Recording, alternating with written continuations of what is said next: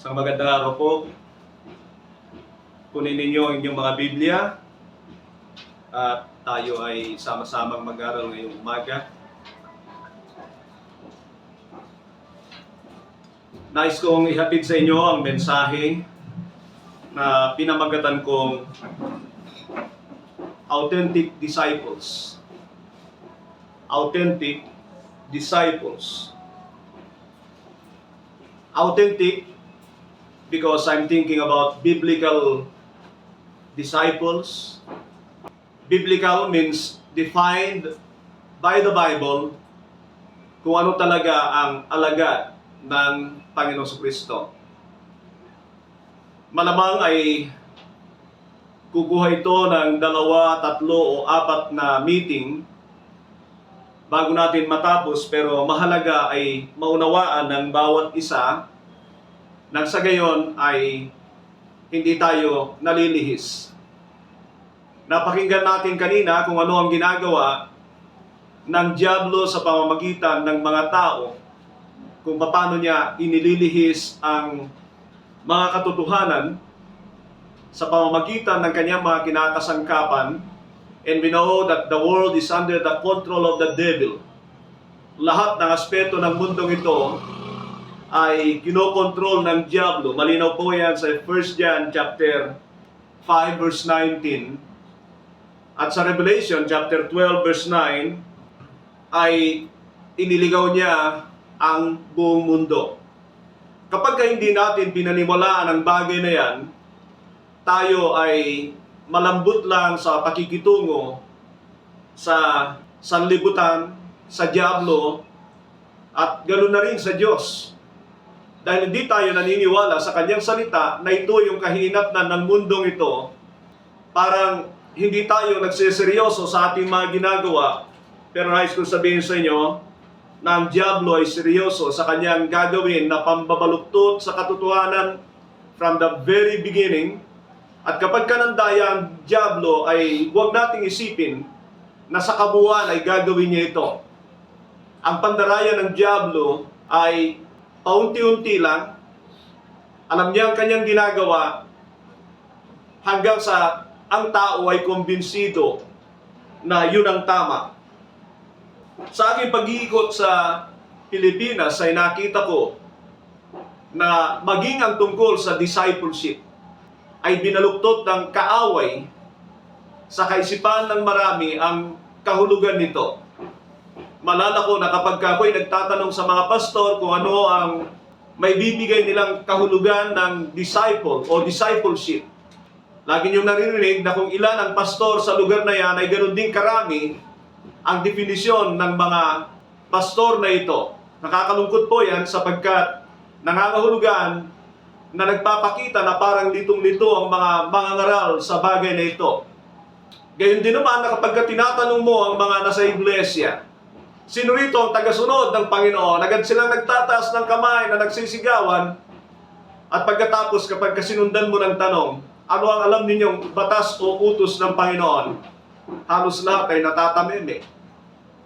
Sana ay hindi na po dito sa iglesia ito sapagkat matagal na natin ginagamit ang mga batas ng Panginoon Kristo na siyang sinabi ng Panginoon sa Mateo 28:19-20, Go therefore and make disciples of all nations, baptizing them in the name of the Father, the Son, and the Holy Spirit, and teaching them to obey everything that I have commanded you. Para po sa kapakanan ng mga nanonood sa atin ngayong umaga, ang pakahulugan ko sa alagad ay hindi yung mga synonymous nito na katulad ng follower, student, pupil, o kung ano-ano pa. Mula doon sa Matthew 28:19-20, tandaan po ninyo ito at maaari niyong i-check ang inyong mga sarili. Ang isang alagad ay nabautismohan dahil sa kanyang pananampalataya. Siyempre kasama rin dyan ang pagsisisi, sapagkat hindi natin mapaghiwalay sa Biblia ang pananampalataya, ang pagsisisi, at pagpapabautismo. Subalit makikita natin na sa maraming mga ngaral, ito ay pinaghiwa-hiwalay nila at akala nila itatayo ang isang salitang mananampalataya without the genuine repentance and water baptism, akala nila ay born again na sila. But unless a man is born of water and spirit, they can never enter the kingdom of God, sabi ng Panginoon. So lahat po ng aking ginagawa tungkol sa ikaliligtas ng tao ay nire-reconcile ko yung mga talata na parang bagang kumokontra sa iba't ibang talata na ibinibigay ng Biblia, at nakita ko na ang pinakamalaking problema ng pag-i-interpret sa Biblia ay yung kukunin ng mga mangangaral ang mga bagay na gusto nila at itatakwil nila yung mga bagay na hindi tumutugma doon sa nais nila. Malaking problema ang bagay na yan. Alam niyo po, ang mga tao sa ating kapanahunan ay hindi maingat na inaanalisa ang salita ng Diyos. Para bagang careless lang sila na ito ay gamitin, at parang kapag ginusto nila ay gusto na rin ng Diyos. Alam nyo, magpasalamat tayo sa Diyos sapagkat meron tayong Biblia na pamantayan. It's another gift from God. Besides of His only begotten Son, His Holy Spirit is the Word of God. And these three are inseparable. Hindi mo pwedeng paghiwa-hiwalayin ang kanilang mga ginawa. Ganyan po ang Diyos. Konektado ang lahat ng mga ito. So when we have Jesus Christ, who came to save us, marami pa po siyang naging dahilan ng pagparito. He came as an example for us. He came as a model for us, as a dictionary, that we should copy His life. At tandaan ninyo, to become a disciple of the Lord Jesus Christ is to become like Him. Yan po ang sinasabi ng Ephesians chapter 4 verse 13. Sulat po ninyo yan, hindi ko po naibigay yan doon sa ating babasahin mamaya. But sinabi niya doon, I think sa verse 12, so that the body of Christ may be built up until we all reach unity in the faith and in the knowledge of the Son of God and become mature, attaining to the whole measure of the fullness of Christ. Tandaan po ninyo yung dulong yan. Attaining to the whole measure of the fullness of Christ. Yan ang goal ng bawat totoong tagapagturo mula sa Diyos. Actually, sa verse 11, kung titingnan ninyo, ay binanggit yung mga ibinigay na regalo ng Diyos na tagapagturo sa kanyang iglesia.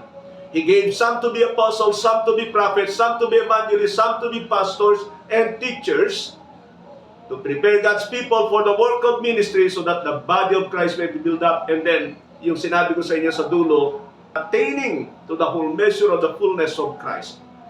Attaining to the whole measure of the fullness of Christ. Noong mga nakaraan, akala ko ang disciple ay yung marunong kang mag-soul winning and discipleship. Yan ang sinasabi nila. Basta marunong kang mag-soul win, that's it. Pero alam ba ninyo na sa biblical na nakita ko na you can never win a soul. It is the Holy Spirit who will do the work for that. Nag-evangelize tayo using the gospel. And then the Holy Spirit will convict a sinner para siya ay magkaroon ng pagsisisi at pagsunod sa mga nais ng Diyos kalaunan. Now, ito ang katotohanan ng sinabi ng Proverbs 14:12. Pakinggan po ninyo ang nandoon. Sabi niya, there is a way that seems right into man, but in the end thereof is destruction.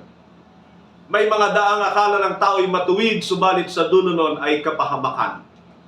This is a word from the second wisest man that have ever lived in this world, King Solomon, the guy who asked wisdom from God.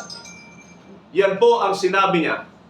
Alam niya na ang pamamaraan ng tao ay iba sa pamamaraan ng Diyos. Nandiyan ba kayo? Amen. And so sinabi niya ang bagay na ito para magbigay ng babala sa atin na hindi dahil maganda sa paningin ng tao ay tama para sa Diyos. In fact, katulad ng sabi ko sa inyo, na maraming mga ginagawa ang diablo na sa akala ng tao ay mas maganda, subalit hindi lahat ng maganda ay siyang tama. There are good things that will lead to destruction. At kapag ka ang isang tao ay nakadepende sa sinasabi niya o akala niya sa kung ano ang bagay, sapagkat ang mundong ito ay tinitwist niya ang katotohanan para sa kanyang pakinabang. We have a lot of different meanings to biblical terms na hindi ganon ang sinasabi ng Biblia. Like for example, salvation. Akala natin ang kaligtasan ay kaligtasan na ng tao na nandoon na siya sa langit. When the Bible says salvation, it talks about salvation from sin. And makikita natin dyan yung tatlong kapanahunan, tatlong bahagdan: justification, sanctification, and glorification. It is God saving us from sin. Yan po ang kaligtasan sa Biblia.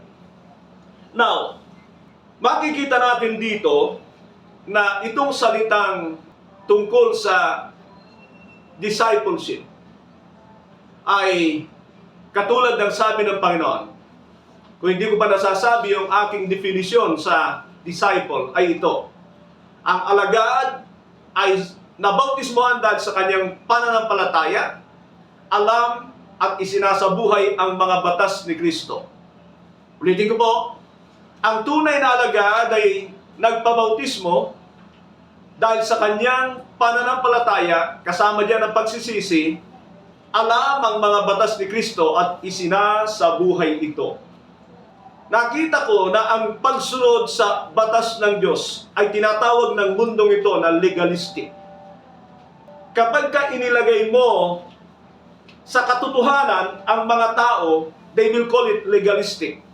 Ilang beses ko na nang naranasan ang bagay na ito. I remember a woman calling me legalistic because I'm using the Bible para sa ganon ay mapatahimik siya sa kanyang maling akala.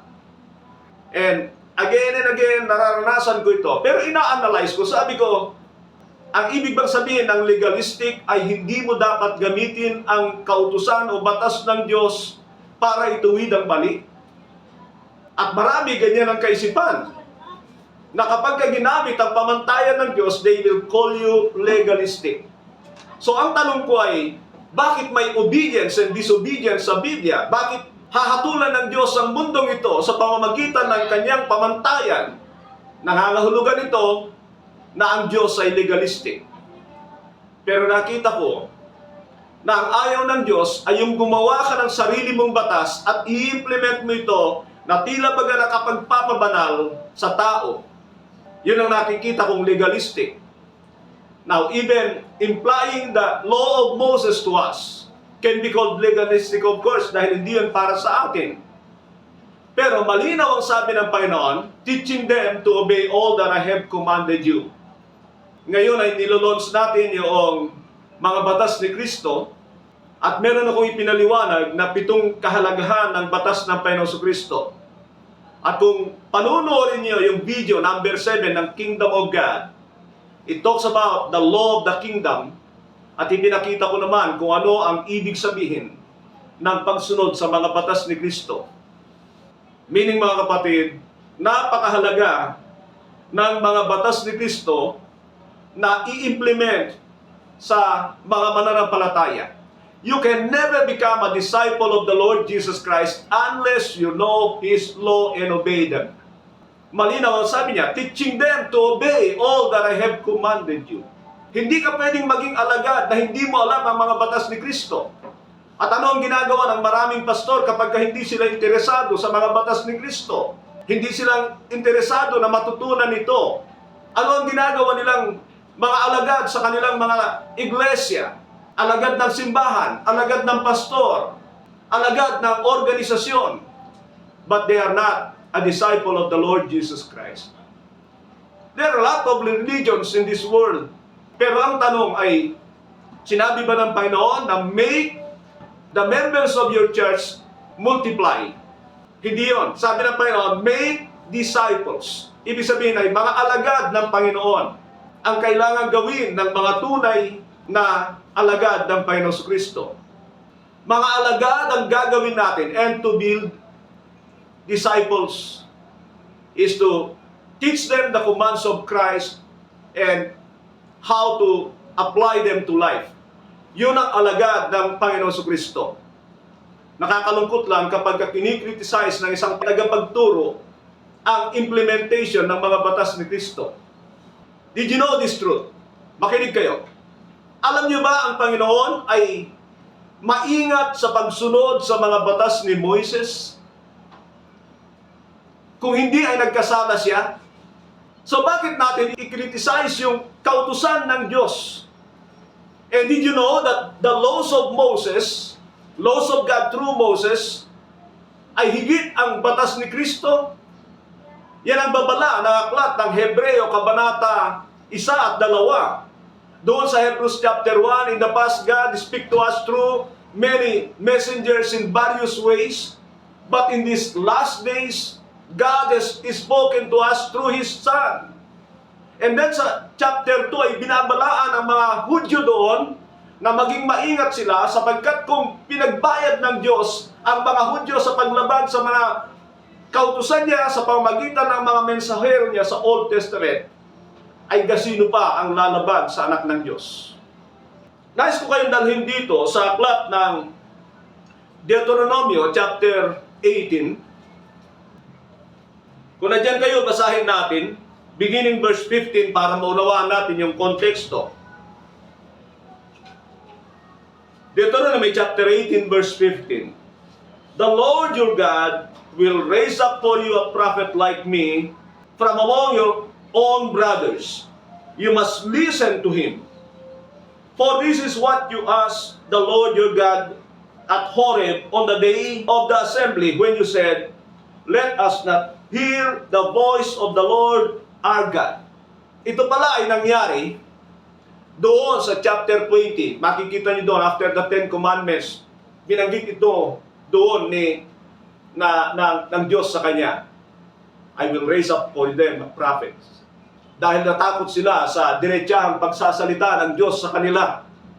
But, iniremind sila ni Moises dito sa panahong ito na there will come a time that God will give them another lawgiver. At alam natin na si Kristo yan. That is Christ. Eh sabi niya rito, ulitin ko ang verse 18. I will raise up for you a prophet like you from among your brothers. I will put my words in his mouth, and he will tell them everything I command him. That is Christ. Sabi niya sa 19, if anyone does not listen to my words that the prophet speaks in my name, I myself will call him to account. Pananagutin ko siya. So, ibig sabihin mga kapatid, ito ay pangako ng Diyos, a prophecy from the Old Testament that there will come a time that a lawgiver will come, not Moses anymore, papalit ito kay Moises. At wala iba kundi ang Panginoon Jesucristo. At ang sabi niya, pananagutin ko sila sa mga batas na ibibigay ko sa Kanya. At yun ang babala sa aklat ng Hebreo na higit na mahigpit na babala ang ibinibigay niya sa pagsaway o paglabag sa batas ng Panginoon Jesucristo. Because we know that He is the lawgiver. Actually, para malaman ninyo na siya ang tinutukoy, ay pumunta kayo sa aklat ng Gawa, Kabanata 3, ganito ang sabi ng verse 20, again, just so you can see the context. Sabi niya rito sa verse 20, and that He may send the Christ who has been appointed for you, even Jesus. He must remain in heaven until the time comes for God to restore everything as He promised long ago through His holy prophets. For Moses said, the Lord your God will raise up for you a prophet like me from among your people. You must listen to everything He tells you.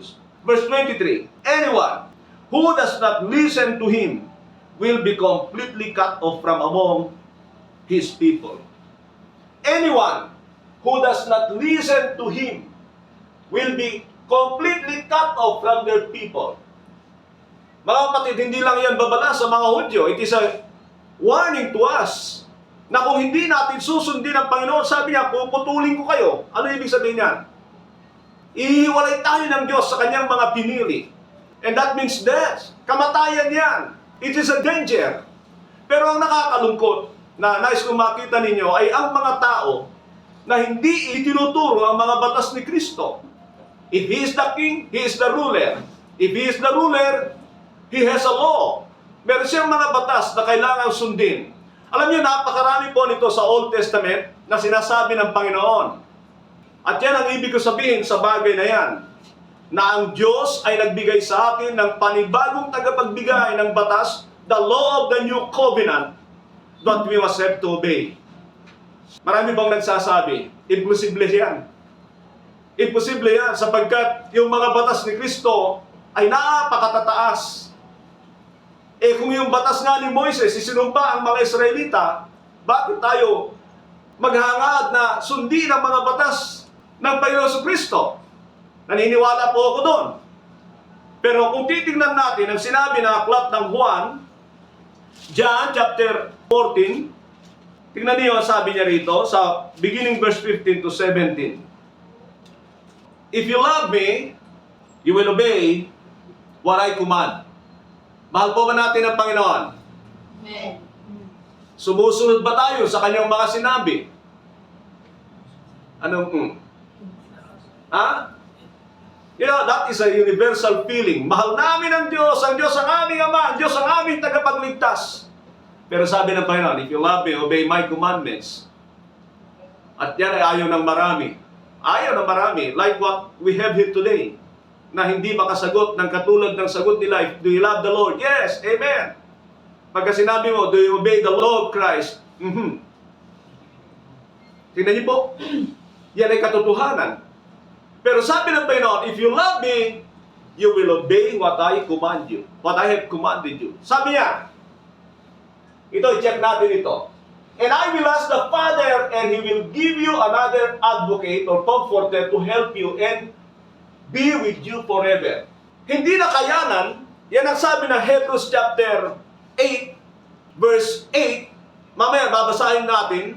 Hebrews 8:8, sabi niya, if there had been nothing wrong with the old covenant, there is no need, supposed to be need of new one. But there, sabi niya, pero may pagkukulang sa mga tao. It's not about the covenant or the law of God in the old. It is about the failure of the people. Now, tingnan niyo ito mga kapatid. Sabi ng Panginoon, if you love me, obey my commands, and I will ask the Father, and He will give you another advocate to help you, and will be with you forever. The Spirit of truth.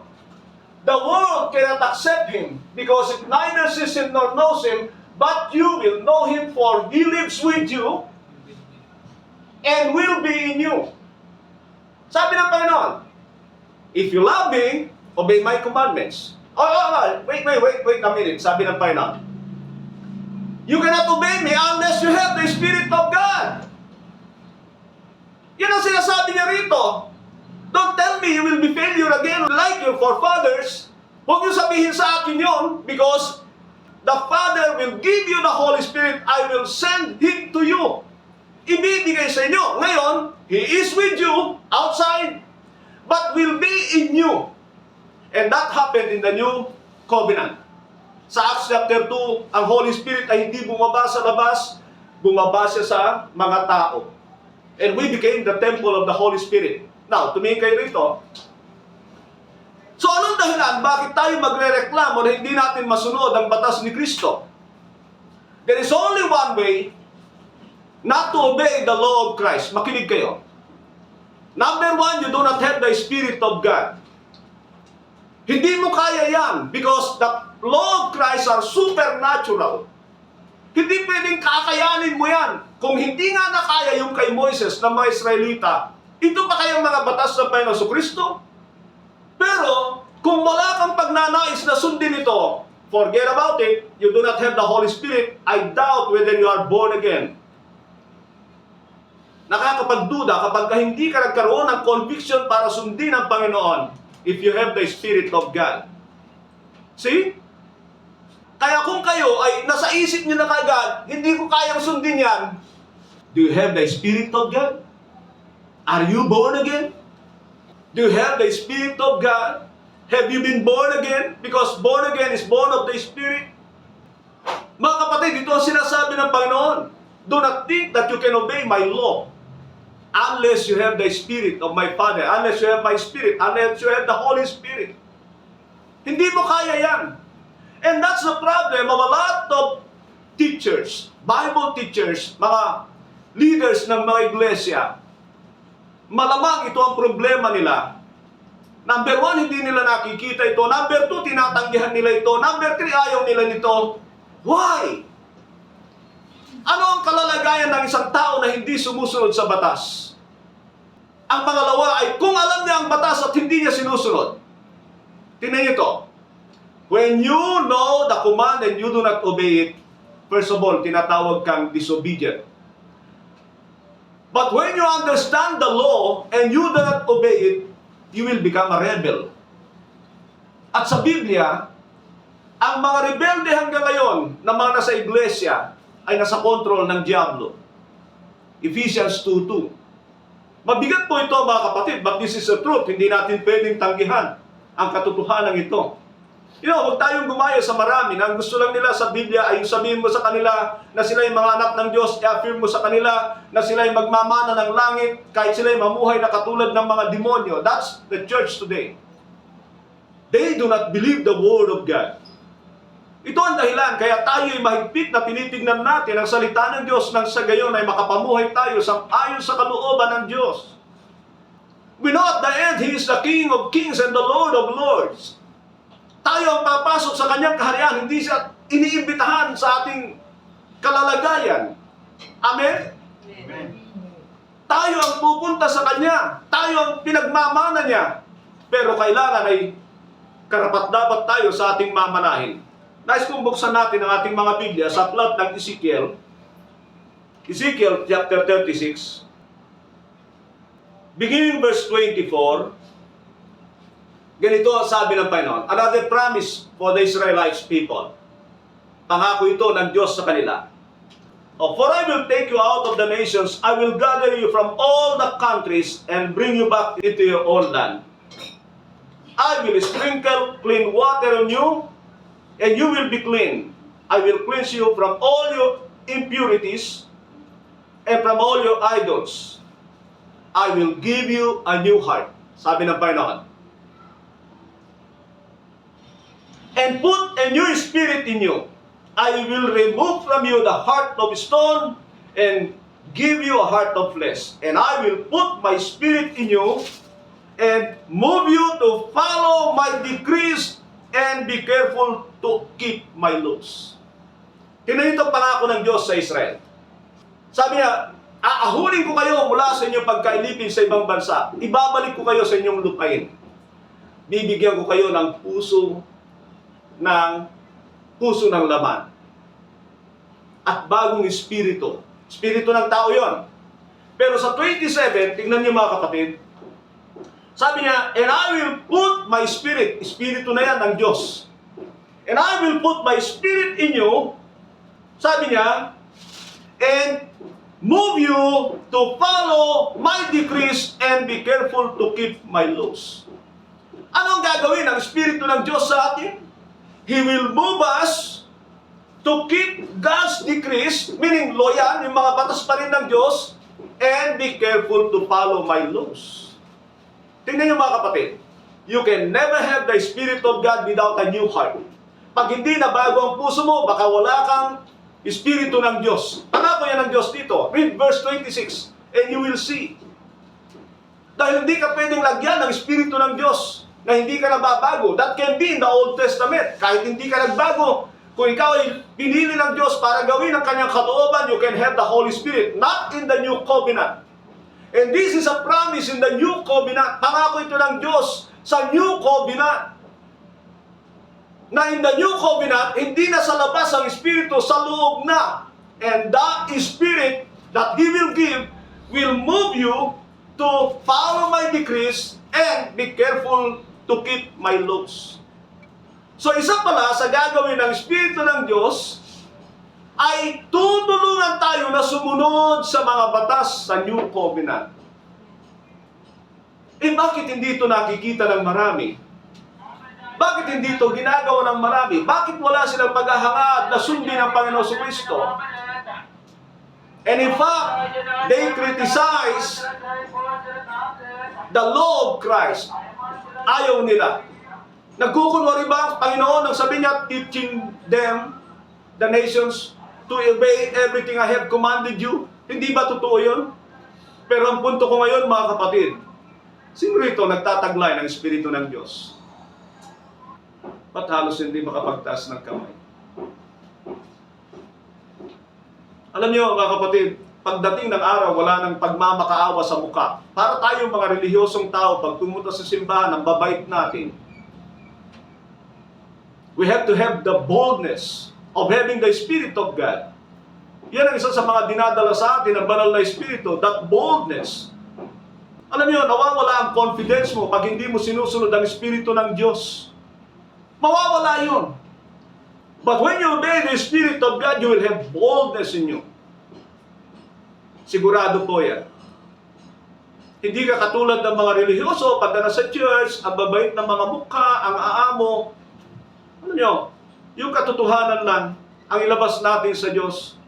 Pero ang punto ko rito, hindi natin pwedeng gawin yan sa Panginoon pagdating ng araw. If we are obedient to God today, if we are like Christ today, who obeyed the Father fully, sabi ng 1 John 4:18, we will have the confidence in the day of judgment.